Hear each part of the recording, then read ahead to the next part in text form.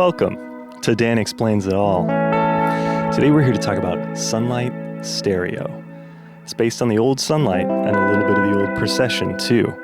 But of course it's updated for the modern era. So it's long trail modulated reverb and it's unique in our lineup and really in the world. Let's take it piece by piece. The wet knob sets the volume of the reverb signal. The dry knob sets the volume of the dry signal. The decay knob sets the length of the reverb trails. All the way down, they're really short. Then they quickly ramp up until they're minutes long. They can even get indefinite at certain settings. The time knob sets the timing of a post-reverb delay from short to medium length. I don't know how long it is. Feedback introduces feedback to that delay. So you're focusing on your flanging, comb filtering, resonant sounds, but you can also get really distinct, long repeats in addition to the reverb that's already happening. Freak sets the cutoff frequency of a post-delay filter. So your reverb goes into a delay, then into a filter. And you can make it darker, brighter, somewhere in the middle. And you can even pick which kind of filter you want. Hold aux and move that knob between one of four positions. You got low pass, band pass, high pass, and band reject. It's a state variable filter, if you're into that kind of thing. All right, let's talk LFO. This is where the magic of Sunlight lives. You got rate, depth, and shape. And you've got three little push button switches.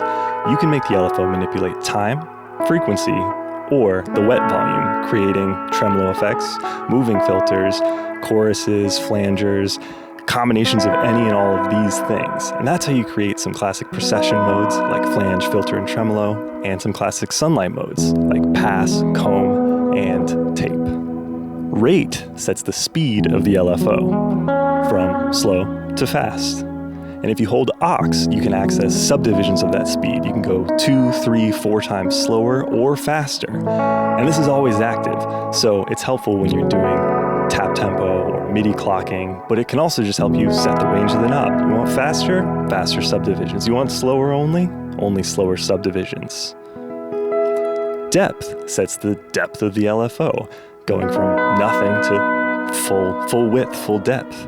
And in stereo, left and right are always moving opposite each other. So this increases stereo width if you're panning and creating wide choruses, stuff like that.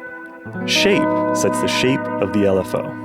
You've got 6 different shapes. The first one is tape, based on the tape mode from the original Sunlight. Next, triangle. Square. Ramp up. Ramp down. And random.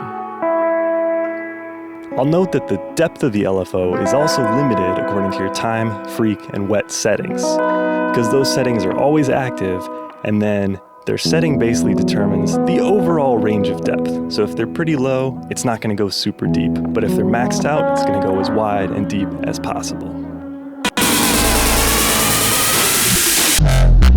Dynamics knob has 2 functions, one below noon, one above noon. Above noon is the classic Sunlight dynamic reverb system. You're setting a threshold, and if you're above that threshold, signal gets into the reverb. If you're below that threshold, signal doesn't get into the reverb, but it's allowed to recirculate. So if you max out your decay, loud signals will recirculate indefinitely until a new loud signal comes in to replace it. This way you can play a big chord, and then play softly on top of it, then play a new big chord, then play softly on top of it. You can also just dial in some different dynamic effects with what signal gets into the reverb. Now below noon is new. You dynamically affect the rate of the LFO. As you turn further away from noon, there's more dynamic reactivity. And if rate is below noon, your signal strength will make the rate go faster.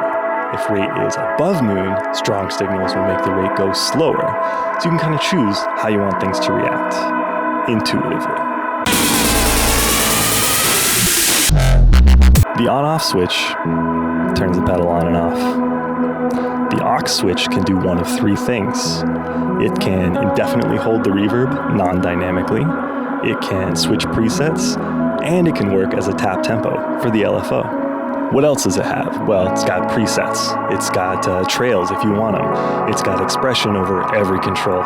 It's got MIDI control over every control. And you can do mono, stereo, mono in, stereo out. That's quickly assignable on the front of the pedal. The thing is, this thing's got a manual. There's a lot of stuff that you can just read the manual for.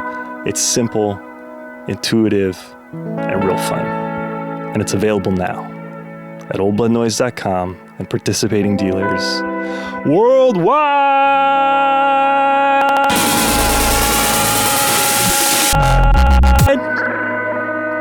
Catch you later.